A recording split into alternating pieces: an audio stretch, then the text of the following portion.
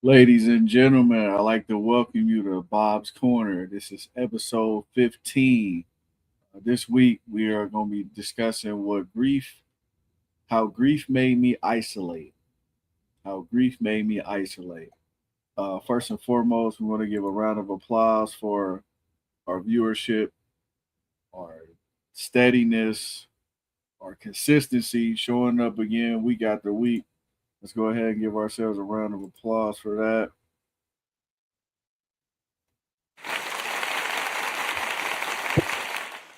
Give ourselves a round of applause for continuing to love ourselves, for continuing to choose ourselves. We just want to give thanks to God and allowing for Him to allowing us to see another week. Big shout out to God. Second here, want to make sure that we live like we say we are.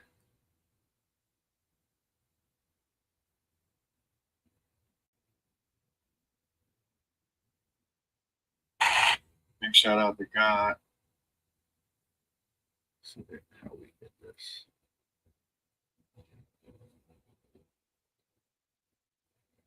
Okay, all right. Look like we good to go. We smooth. All right, so this week we're gonna be discussing how grief made me isolate. I definitely been through my bouts of isolation, man. Just not want to talk to people, want to stay to myself, not want to be bothered, man. But sometimes that isolation runs deep, and sometimes it's years long. That you subconsciously end up doing it. For fear triggers or fear reminders. I too have been there myself, especially with my nephew, man. I like to think of myself as an uncle that likes to be involved, hands on. But when correspondence and pickups and things like that, fell through. Sometimes I took the easy way out instead of trying to rectify, fix the situation, and make the situation more suitable for all parties involved, man. And thinking back on it, I believe a lot of that had to do with me not wanting to face my nephew because he looked so much like my brother. It was just like a constant reminder that he wasn't here. So partially it may have been some of that too. Now that I think on it, but that's neither here nor there.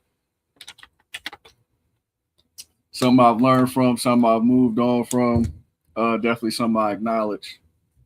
But first and foremost, what I want to do here, man, is I want to give a shout out to D Nail, man. He lost his life, man, in a car accident, man. One of my good neighbors, man, lived next to her for years, man. Miss Myrtle, man. She had a son, Buster, little Buster, Nene, Mill. Man, my heart goes out to you all, man. And family and friends as well that's associated with him, man. Just go over a little bit briefly over the story here.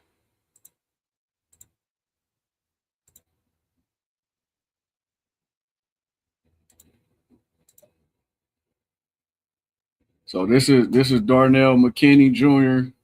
He was 49, man. He was killed in a car crash up in Union Township Monday afternoon, man. Unfortunately, man, I really hate to hear that, man. I didn't know Darnell too well myself, man, but I did see him around. His mother lived next door to me growing up for years, man. So I seen him quite a bit. Looks like they had a visual for him.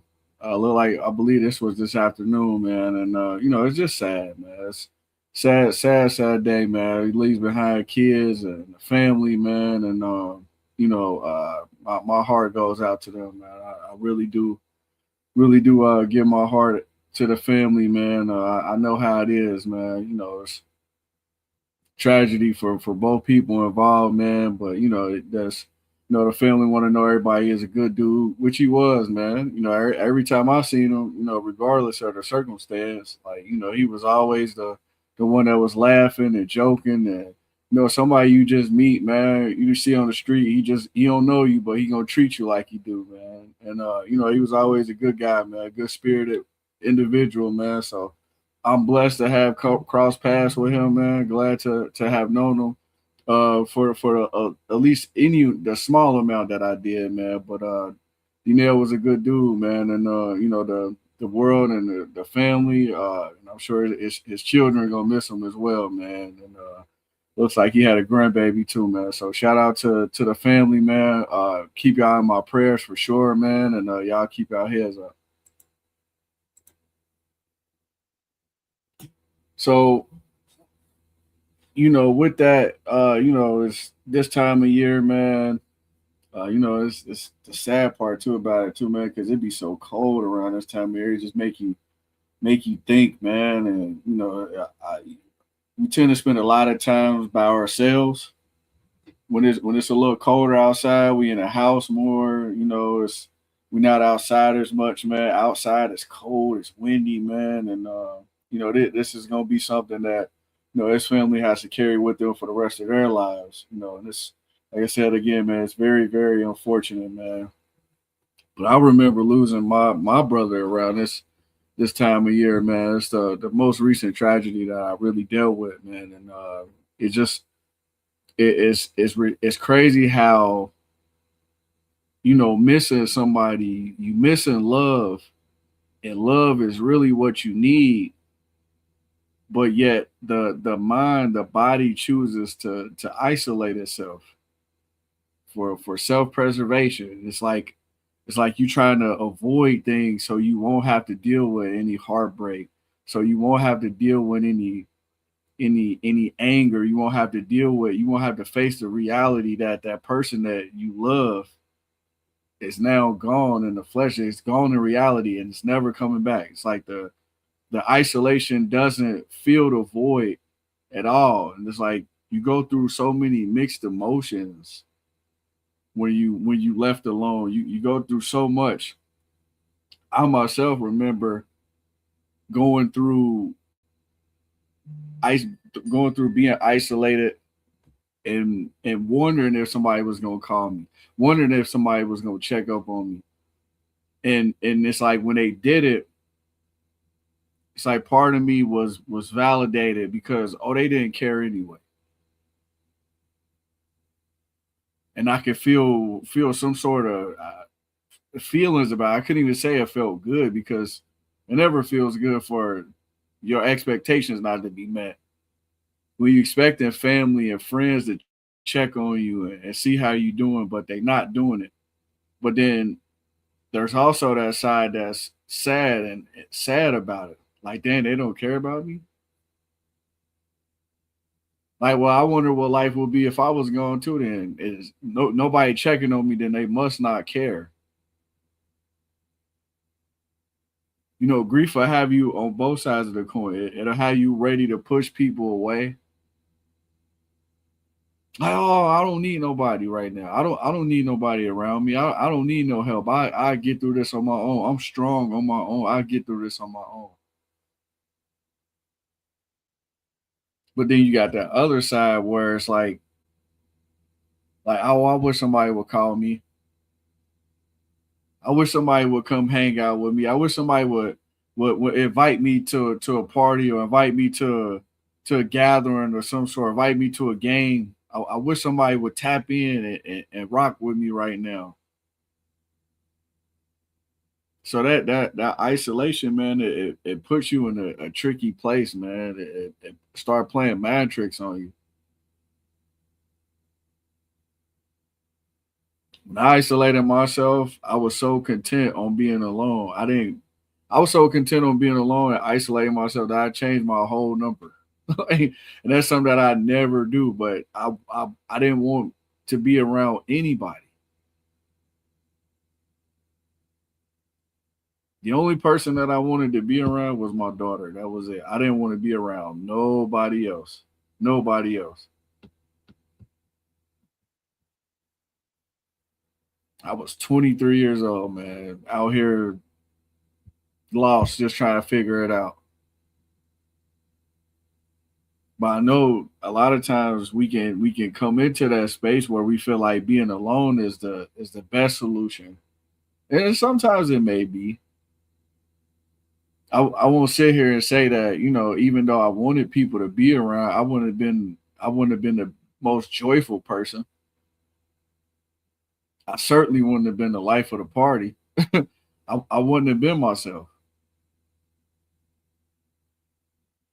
So I understand the necessity to fall back to remove yourself.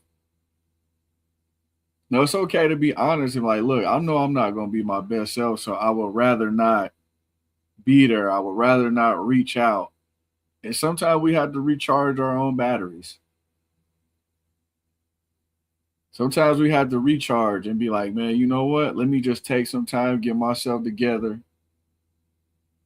And then once I'm ready to engage, once I'm ready to mingle and be around people again, then I'll do what's necessary. I'll reach out to people and see if they want to hang out. But until then, I'm gonna take care of myself. I'm gonna make sure that I'm okay.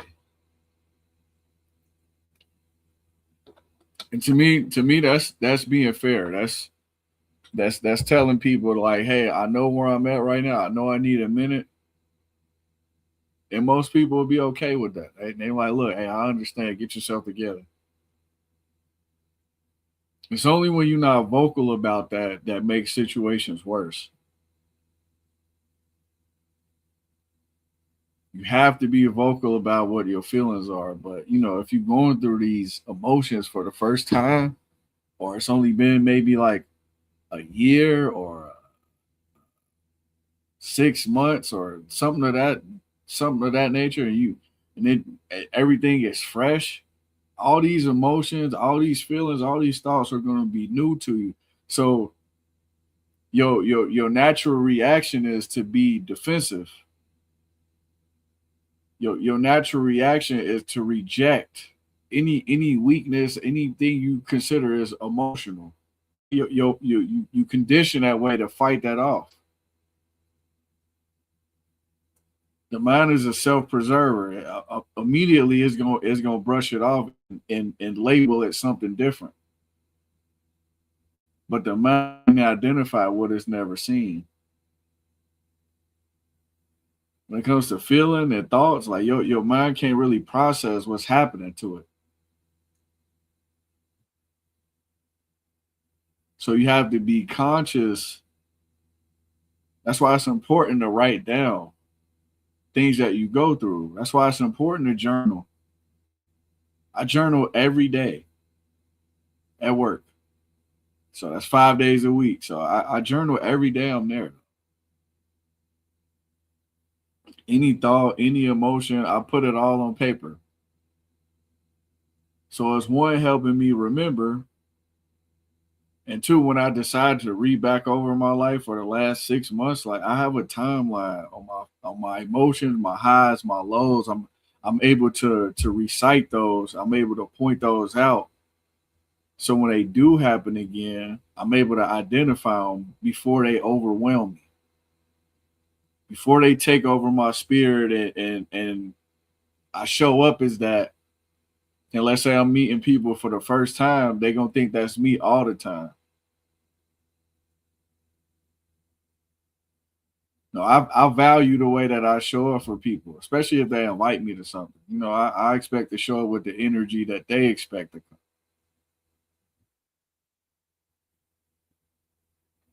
Like this a function, it's a part. I want to be my best self. And not necessarily to impress anybody, but because that's how I want to be looked at. That's how I want to be viewed. I'm gonna show y'all a video, man, of Dion Cole, man. He lost his mom. I'm not really sure the dates, but he touches on it, man, and how it impacts him. So give me 1 second. I'm gonna play that for you guys as well.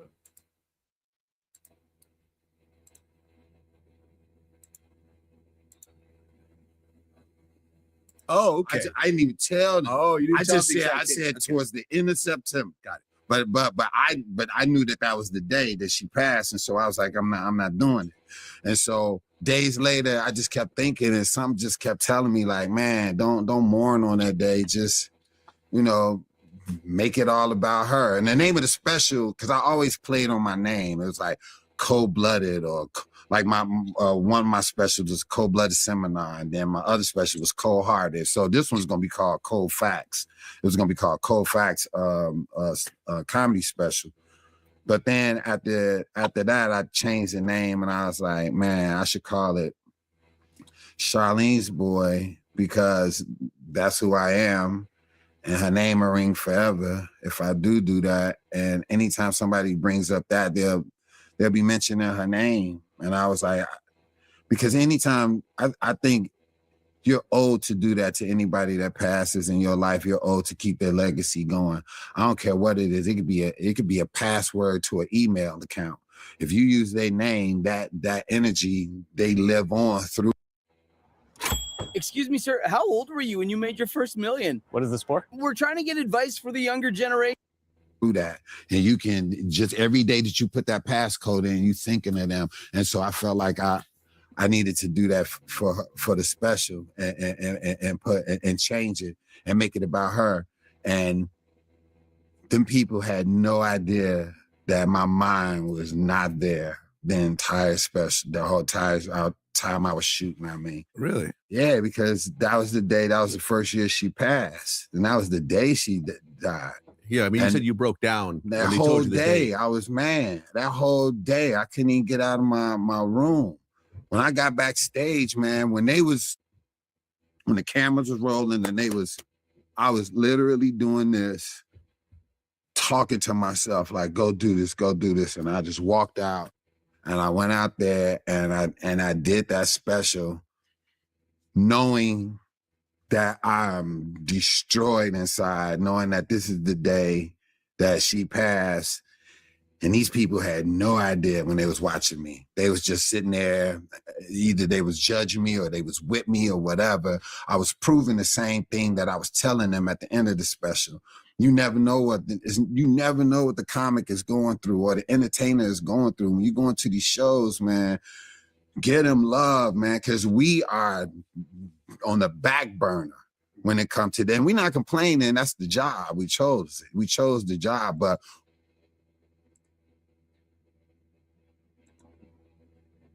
yeah, it's a lot there. Where you're speaking to his mind. I don't want to take up too much time with it, but for a person that's in Deon Cole position, man, it don't matter who you are, man. Like when grief shows up, you don't care what you got going on. This man getting ready to record a Netflix, and that's when grief decided to show up at his doorstep. The same day, man. Same day as his mom passing away, man. So you just always want to prepare yourself, man. That leads me back to the importance of journaling and getting those feelings out, man. It's important to express yourself when it comes to grief, man. It's important to know what your triggers are, what'll do it, no matter what. Everything in life needs a plan. I can't stress this enough, man. You have to have a grief plan when it shows up at your doorstep. Just like you have the plan when somebody has a seizure. When somebody can't breathe, we got CPR. Grief is an attack on the brain. Grief is an attack on the body.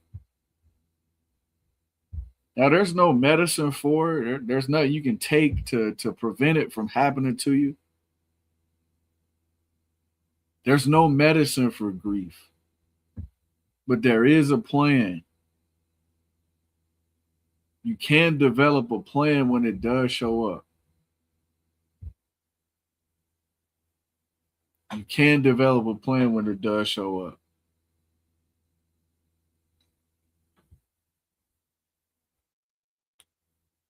So, with want to change directions here a little bit, and just speak to, what is gone, what you searching for. when you have a loved one that's gone, man. I had a conversation earlier, man, and I was speaking to a friend of mine and their mother, man, who was actually a good friend of my mother, and I expressed to them that, I was searching for my mother's love in every person that I encountered with since I left her. I was looking for her love in every person that I came across, not just women of interest, not just people in my family, not teachers, not coaches. No, I was looking for my mother's love in every person that I came across, man. When my brother left, I'm looking for that loyalty from every person that I come across. And what I come to realize is that, once you lose that person, man, you lose that extent of energy that you get out of that person in the whole world. I'll never have anybody on this planet that made me feel more secure than having my brother here, than having my mother here. I know what that security feels like. That's a huge, huge void, man, that I'll never feel it. So when we lose people that's close to us, they say a part of me dies. That's what they're referring to. That love, that protection that I'll only get from my mother, I'll never get that from another human being on this planet. No matter how much they love me, they'll never love me as much as my mother did.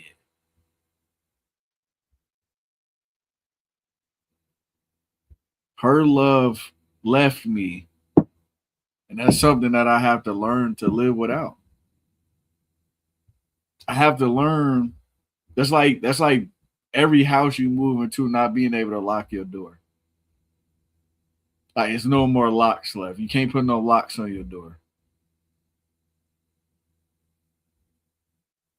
That's what I miss in this life. That's what not having my mother's love here does for me. It removes a lot of security. Because your mama, that's somebody who never gonna leave your corner. Typically, typically, I can't say that for every situation, but the type of man I am, the type of mom I would have had, it's I know we would have been like this. I know I would have been able to call her for anything in this world. No, but I've been searching for that since she's been gone, man, and I haven't found it yet. And I got, it's nobody that can replace that kind of void, man. It's nobody that can do that. For my people that's lost fathers that's close in their life, I can only imagine how naked you feel right now, how how vulnerable you must feel not having that security blanket over you, man. You got a dad that's in your life, man, a dad that's there for you, that dad that holds you down and take care of everything. He solve all your problems for you, stand up for you. Ain't have to worry about nothing when your dad was around. Man, I can imagine how that feels, man. Cause it's different when you got mama bear energy protecting you, but Papa Bear protecting you. It's a different ball game, man. Cause he protect mom too. So if you had a man in your life like that, man, that protected your family, man, that held y'all down, and that's a person that you don't have anymore, that's a void you trying to fill, and my heart goes out to you. I know what that strength feels like. The short time I did get to spend with my dad, there was a time where he did actually like stand up for me. Like I'm like, oh shit, like you love me for real. Like I would have jumped in with my dad. Anybody that wanted smoke with him would have had smoke with me. But that's how that feels, man. And it's like my brother, that's security. Like I wasn't scared of anything. Like anything. Still not. But when I have my brother here, it doesn't matter who, where, what, whatever. Whatever I get into, I know I can call him. I know I got backup somewhere. He dropping everything, coming running, no questions asked. I knew that I had that security, man. So I was even looking for that. Just for somebody to hold me down and show me they love me and show me they had my back and show me they was gonna be there to protect me no matter what. You know, not having him, man, I lost a piece of that.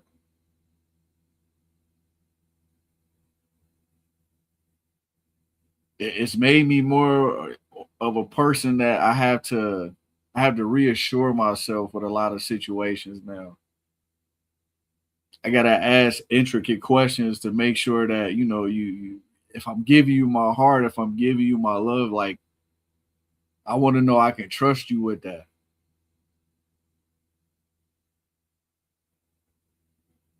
I ask a bunch of questions to make sure that or I second guess, like, oh, do they really fool with me for real? Like, I don't know, like, or it makes me hesitant to take an extra step with somebody because I don't know if they as fly with me as I consider us. I don't know if our friendship level is on that. Like, man, just with my brother, I ain't never had to question it. I never had to question that at all. He's the same ride or die person for me all the time. My cousins the same way. Like, I know I ain't had to question nothing about them, man. Nothing. But without them, when I see that people can't live up to that degree of love, that degree of loyalty and protection, man, it make me question more things. Like going through the life that I've lived, man, it's made me question things a lot. And I hate to be a person who needs constant reassurance, man, because that can disrupt the flow of relationships. You know what I'm saying? I just never want to appear that way, but man, I've been hurt quite a bit, man, and I've been jaded by life, and I have my viewpoint on things. Like, so when it comes to love, like I have to make sure that it's real, and it's only because it's not represented how I'm used to seeing it. It's represented in different ways, and that's coming with growth. That's coming with aging. That's coming with maturing. That's coming with learning that people have different backgrounds, just like I had. They got different, come from different environments, just like I have. So I have to learn to accept them for who they are and understand that. Not everybody is like me. Not everybody's expectations are as mine are. So I have to adjust and learn people. But again, that comes with questions and just assuring myself that the people that are in my life are around for a good. They got good intentions, but the more you live and the more you progress, man, you learn that people's values and their intentions, man. You definitely won't align with everybody. So getting ready to wrap up here, man. It just kind of ties into my last topics, man, which is friendships after loss, man. And you know, I'll highlight that a small amount here. I won't stay on it too long, but sometimes we lose. It goes back to me saying that when you lose people, you expect people to check up on you, and when people aren't there for you, like in your time of need, when you need them most, you label them a certain way. Like, oh, they ain't there for me. They don't go with me for real. When I was down and out, you wasn't there. You ain't call. But you never know what that person might be going to as well, too. They may have been going through something at the same time as you, and they just wasn't able to be there for you because they had to self-preserve too. Had that situation happen before. Me and my wife were dealing with grief at the same time. She expected me to be there for her. I expected her to be there for me, and we couldn't really meet in the middle because we had to self-preserve. You know, we never really talk about how tough that was, how hard that was, but that was a rough situation, man. Like 2020 was a man, that was a strange year, man. A strange year. We went through that in 2018 and 2020. So like 2 years apart, we dealt with things at like the same time, man. So don't be so quick to quit on your friends. You know, definitely validate, find out for sure.